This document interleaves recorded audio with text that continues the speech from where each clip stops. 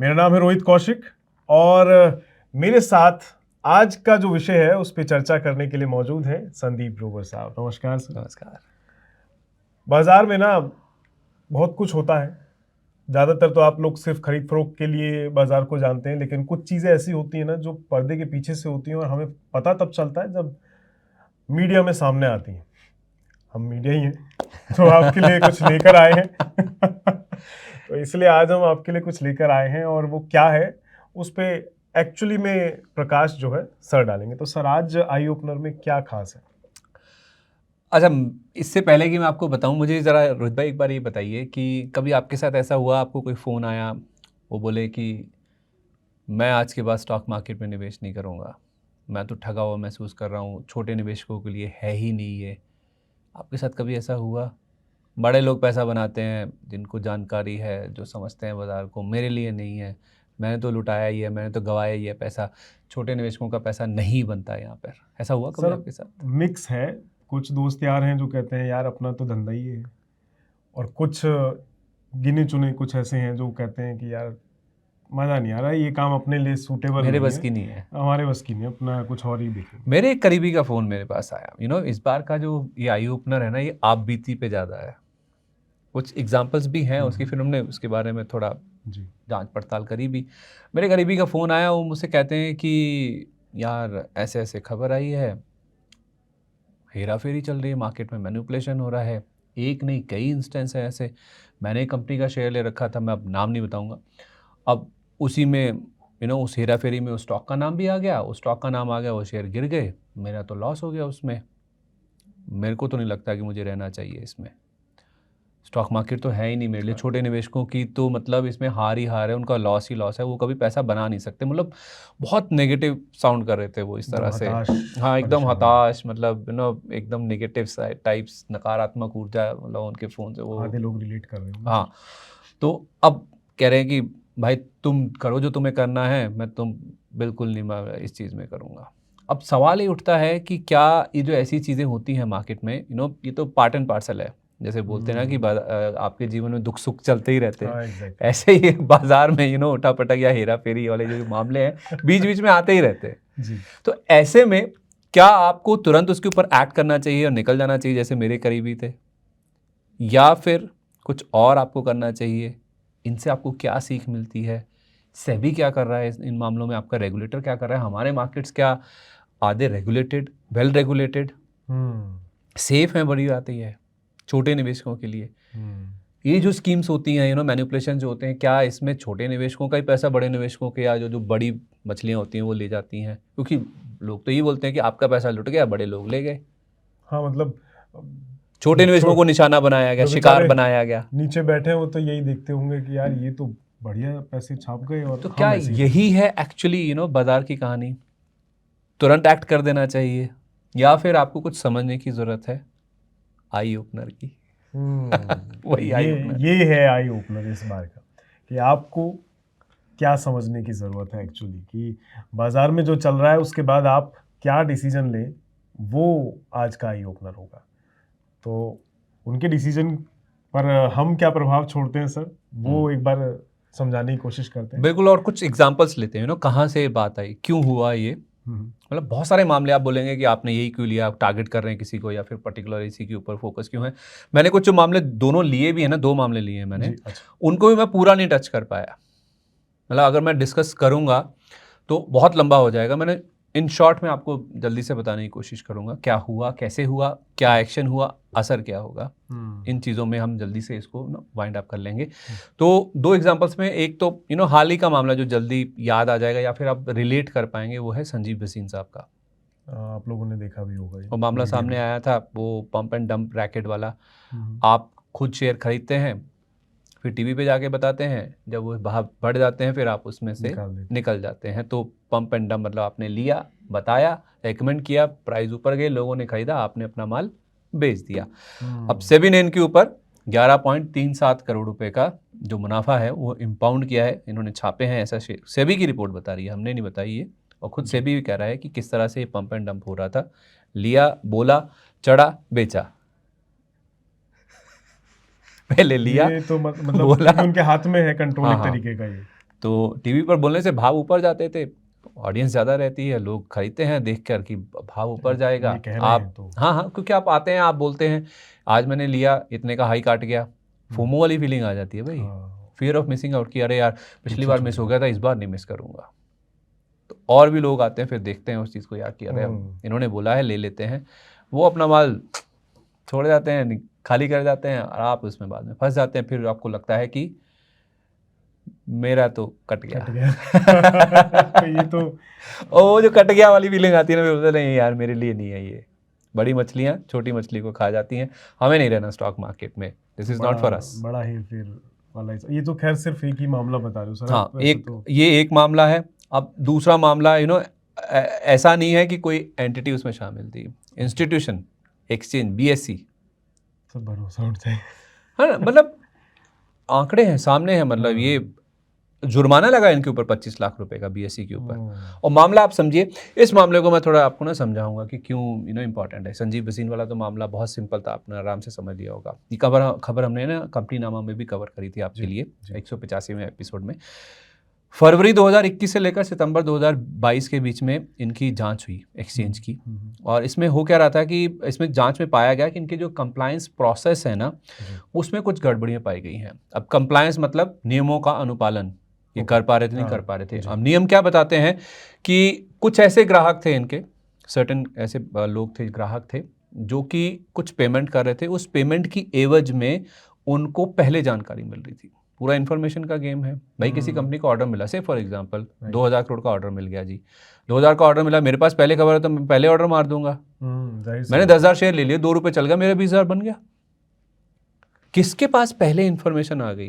Kind of inside trading होगी, उनको पहले मालूम है। ऑलमोस्ट आपने सही समझ लिया। तो बीएससी के कुछ ऐसे ग्राहक थे या ऐसे क्लाइंट्स हैं जिनको पास कुछ पेमेंट वो दे रहे थे और उनको इन्फॉर्मेशन पहले पहुंच रही थी और वो उसका फायदा बना रहे थे। प्लस जो बीएससी की लिस्टिंग कंप्लायंस मॉनिटरिंग टीम है, जिनके पास कॉर्पोरेट फाइलिंग्स जाती है। अब कॉर्पोरेट फाइलिंग्स क्या, कॉर्पोरेट अनाउंसमेंट वाला एक सेक्शन होता है जिसके जरिए खबर निकल के आती है, रिजल्ट्स आते हैं, कंपनी ऑर्डर भी बताती है तो वहीं पे बताती है कॉर्पोरेट फाइलिंग्स में ही, वहीं से खबर निकल के सामने आती है अलग अलग एजेंसियों से, या फिर अगर आप बीएससी का या एनएससी का पेज ट्रैक कर रहे हैं तो वो जो टीम उसको अपलोड करती है, उनके पास भी ये इन्फॉर्मेशन पहले पहुँच रही थी, वो भी उसका फ़ायदा ले रहे थे। मैं नहीं कह रहा कि अभी भी ऐसा हो रहा है, बहुत स्ट्रिक्ट प्रोटोकॉल्स होते हैं, जो ये कर रहे होते हैं उनके फ़ोन जब्त होते हैं या फिर उनके पास बातचीत करने का विकल्प नहीं होता है या वो नहीं कर पाते हैं, सभी चीज़ें होती हैं। लेकिन ऐसा हो रहा था बीएससी के अंदर। इनकी जो लिस्टिंग कंप्लायंस मॉनिटरिंग टीम है, मॉनिटरिंग वाले ही, निगाह रखने वाले ही, बचाव करने वाले ही है। तो अगर बीएससी में हो सकता है तो फिर संजीव भसीन वाला मामला क्या ही है सर। तो यहाँ से हताशा होती है, जाहिर सी बात है सर। अब मैं आपको सुनते सुनते हताश हो गई, है ना। अभी तक आपको ये लग रहा होगा कि अरे यार संजीव भसीन साहब ने कर दिया, टीवी पे सुनते थे तो लेके अगर हम फंस गए, बीएससी में तो खुद हो रहा था, इन्फॉर्मेशन पहले ऐसे लोगों को पहुंच रही थी जो पैसा दे रहे थे, तो पैसा तो वही बनाएंगे, हम कहाँ से बना लेंगे, हमारे पास इन्फॉर्मेशन ही आएगी। बैठे हैं जिनका कोई लेना देना नहीं, बस ऐसे खोल के बैठ गए, अच्छा अच्छा मतलब हम तो बैठे हैं पैसा लगाएं तो और दूसरों का माल मतलब बेचने के लिए हम उनको एक विंडो प्रोवाइड कर रहे हैं कि हम आ रहे हैं खरीदने के लिए, आप अपना माल छोड़ जाइए, बेच जाइए, निकाल दीजिए। वो वाली जो फीलिंग आती है ना, वही मेरे करीबी वाली फीलिंग थी। ऐसी आप लोगों के साथ भी सिचुएशन हो सकता है।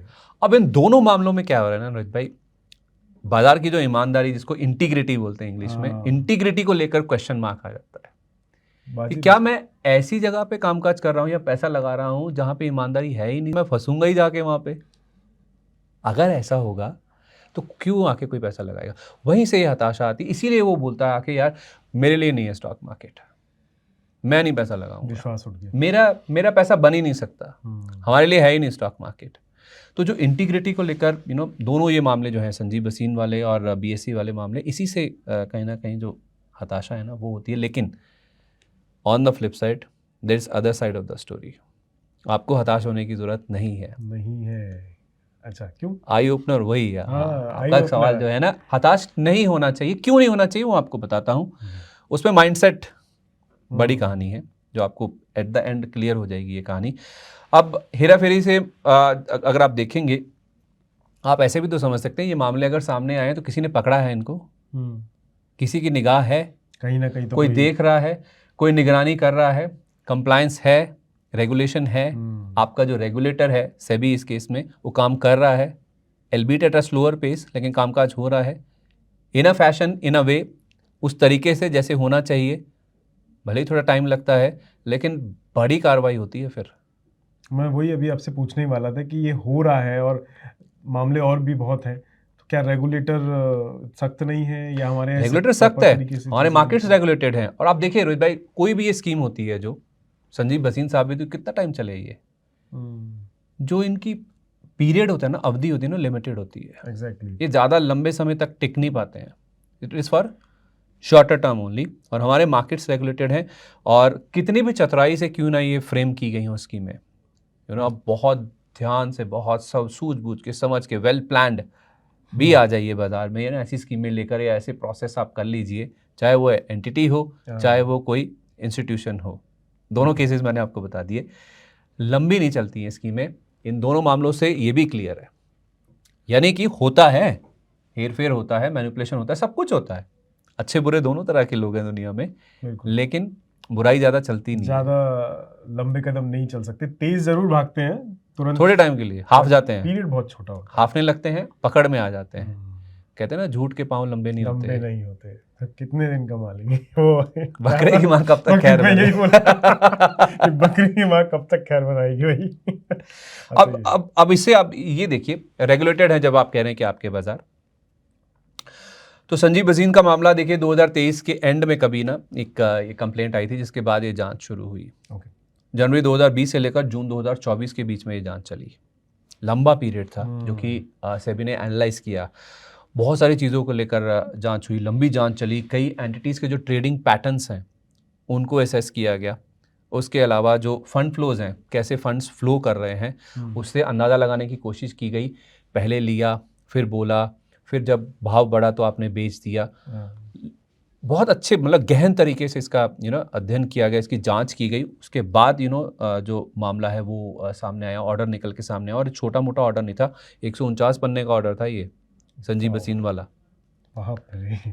तो उसमें इनका जो मुनाफा था, इन एंटिटीज़ का, जो इन्होंने एसेट्स क्रिएट किए, वो एसेट्स को जब्त कर लिया गया, मुनाफे को इम्पाउंड किया गया, इनको लौटाने के लिए बोला गया। तो जैसा सिस्टम को काम करना चाहिए था, मैंने पहले भी बोला, वैसा काम किया सिस्टम ने। और अब आप ये भी समझिए कि जो काम डेकेड्स में होता था, दशकों में होता था, वो अब कुछ महीनों में, कुछ दिनों में होने लगा है। कुछ किन्हीं केसेस में साल लग जाता है, लेकिन मामला क्लियर हो जाता है। दूध का दूध, पानी का पानी हो जाता है। तो आप इसको इस तरह से भी समझ सकते हैं। हताश क्यों नहीं होना है, क्योंकि आपके मार्केट्स रेगुलेटेड हैं। आपका जो रेगुलेटर है वो एक्टिव है, इन सर्टेन केसेस प्रोएक्टिव भी है। तो सेबी ने र्यूमर्स पे एक्ट नहीं किया, जांच करी और जांच के बाद ये फैसला लिया। राइट, मतलब रेगुलेटर जो है सतर्क है, उन्हें पता है अगर कहीं कुछ हो रहा है तो थोड़ा टाइम ज़रूर लगता है, बट वो तरीके से उस चीज़ पे कार्रवाई करते हैं, और जब जिस पे करते हैं वो फिर लंबा बड़ा डंडा चलता जाते है। हैं। अच्छा सर, इस पूरी सिचुएशन में आम निवेशक बेचारे जो, जिनके लिए अभी हम कह रहे हैं आप हताश ना हो, उनके लिए क्या है, वो क्या करें इस हेरा फेरी, मतलब इसे निपटा कैसे जाए? निपटा कैसे जाए वो? अब निपटने की जहाँ तक बात है, तो जैसे मैंने आपको कहा भी कि ये सिर्फ शॉर्ट टर्म के लिए होता है, और शॉर्ट टर्म ट्रेडिंग वाले जो बेट्स होते हैं ना, उन्हीं के लिए होता है। ओके। अब ध्यान से सुनिएगा, आप यहाँ से मामला पेचीदा हो जाएगा। अच्छा, मतलब हमने लाइटर नोट से स्टार्ट किया था, अब सीरियस मामले की तरफ बढ़ते हैं। अगर आप स्टॉक मार्केट में है, पहली बात तो आपकी गाड़ी कमाई लगती है, बिल्कुल लगती है। बहुत तरह के टैक्सेस देने के बाद आप टैक्स देकर ही यहाँ पर भी कमाई करते हैं। तो बहुत संभल कर, बहुत समझ कर आप समझिए कि ये मैनिपुलेशन आपके लिए क्या सही में वरदान है या फिर आपके लिए श्राप है। हताश हो जाइए श्राप देख के, लेकिन आपके लिए ये कैसे एक वरदान है, या फिर आपके लिए अच्छी चीज़ कैसे है। पहले मैंने आपको समझाया कि मार्केट आपके रेगुलेटेड है, से आपका जो रेगुलेटर है वो कामकाज कर रहा है। दूसरी बात क्या, आपको समझने वाली बात देखिए सर, हर किसी चीज़ में कुछ ना कुछ समझने वाली, सीखने वाली बात होती है। तो निपटना कैसे है ये देखिए कि ये सिर्फ शॉर्ट टर्म ट्रेडिंग के लिए होते हैं। जल्दी क्विक प्रॉफिट, जल्दी मुनाफा बनाना, छोटी अवधि में ज़्यादा मुनाफा, जल्दी कैसे पैसा कमाया जाए, ऐसी जो स्कीमें होती हैं ना, इनका शिकार आपको नहीं होना है। यूनिक केसेस में ज़्यादा होता है। तो अब जो समझदार निवेशक होते हैं, जो लंबी अवधि के निवेशक होते हैं, ध्यान दीजिएगा, लॉन्ग टर्म इन्वेस्टर, जो लंबी अवधि के निवेशक होते हैं ना, उनके लिए जितनी भी हेरा फेरी है, मैनिपुलेशन है, ये सब बेतुका है, कोई मायने नहीं रखता है। तो आपको डिसाइड करना है कि आप क्या हैं, शॉर्ट टर्म या लॉन्ग टर्म इन्वेस्टर है। तो अपनी पहले एपेटाइट समझिए, आपका पेशेंस लेवल समझिए, आपकी जो इन्वेस्टमेंट स्ट्रैटेजी है उसको समझिए पहले कि आप बाजार में क्या करने आए हैं। लोगों बोल रहा है अरे उसने मुझे बताया, मैंने लगा दिया, मुझे तो पैसा बनना चाहिए था। बनता भी है, ऐसी बात नहीं है, कई केसेस में बन भी जाता है, लेकिन रेपिटेशन, उसको दोबारा रीअकरिंग होना उसका, उसी में ही बार बार घूमते रहना, कभी तो आपने एक बार 10,000 बनाया, फिर 2,000 बनाया, 40,000 बनाया, 50,000 बनाया, फिर एक बार में 1,00,000 चला जाएगा, खत्म सब, सारी मेहनत बेकार और पैसा भी गया। तो उससे सीखने वाली बात इसमें है, ये है फिर जी। कि हेरा फेरी वाली स्कीमों में आप देखेंगे कभी भी स्टेबल बिजनेसेस, फंडामेंटली मजबूत बिजनेस जो होते हैं, बड़े बिजनेस जो होते हैं, वो उनको कभी नहीं टारगेट किया जाता है, फिर उन पर ये स्कीमें नहीं लागू की जाती। छोटे छोटे स्टॉक्स हुए, स्मॉल कैप हुए या फिर मिड कैप हुए, लेसर नोन, कई बार पेनी स्टॉक्स भी बताए जाते हैं, उन पर आपको ज़्यादा फोकस नहीं करना है। तो अगर आप 5 से 10 साल के लिए लंबी अवधि का निवेश करते हैं तो आपके लिए तो सिंपल सेफ एग्जांपल जो है या फिर जो सीख है इसमें से वो यही है कि आप इस नॉइस को नज़रअंदाज कीजिए, पूरी तरह से आप इसको इग्नोर कीजिए। अब होता क्या है ना कि जब ये सुर्खियां बनती हैं ना, फिर ये वाला मामला हुआ, अब इसमें पैसे किसने गंवाए? छोटे निवेशकों ने पैसे गंवाए, छोटे निवेशकों के हाथ जले, उनके इतने लाख करोड़ स्वाहा हो गए, मार्केट भी जब गिरता है तो। अब भाई ठीक है, मार्केट में ऊपर ऊंच नीच होती है, कभी जब ऊपर भी जाता है बाजार तो आपके ही पैसे बनते हैं, वो उसमें कोई वो नहीं है, लेकिन आप लुटा हुआ महसूस ना कीजिए कि मेरे ही पैसे चले गए, ऐसा नहीं। ठीक है, अब आपने फिर वो बात आती है कि स्टॉक सिलेक्शन पे, आपने जो शेयर चुना वही उसमें आ गया, आपका शेयर गिर गया, फिर आप लगता है अरे मैंने गलत चुन लिया शेयर, बाजार ही गलत हो गया पूरा। एक शेयर आपने गलत चुन लिया तो आपका पूरा इन्वेस्टमेंट पूरा ही गलत हो गया, शेयर बाजार ही पूरा गलत हो गया। वैसे नहीं आपको सोचना है। तो आप निवेश की जो बाजी होती है वो मेरे लिए है ही नहीं, मैं जीत ही नहीं सकता उसमें, मैं तो हारने के लिए आया हूँ यहाँ पे, वहाँ से हताशा होती है। तो इस तरह से आप निपटिए, आप निवेशक हैं, मुझे बाजार से दूर नहीं रहना है, ये नॉइस मेरे लिए नहीं है, मैं तो लंबी अवधि का निवेशक हूँ, मुझे साउंड बिजनेसेस में रहना है। बहुत सारे इंपॉर्टेंट पॉइंट्स बताए सर आपने। तो उस लिहाज से ये अब निपटने का तरीका तो ये आ गया कि आप इग्नोर कीजिए। अब रह गई बात सीख की, कि आपको करना क्या है। तो पहले तो अपने अंदर जो आपकी जो तुरंत मुनाफे वाली मानसिकता है ना, क्विक प्रॉफिट, तुरंत मुनाफा हो जाए, बड़ा पैसा छाप लूं मैं बाजार से, वो निकाल दीजिए। क्विक मनी वाली जो आपकी मानसिकता है ना, उससे निकल जाइए।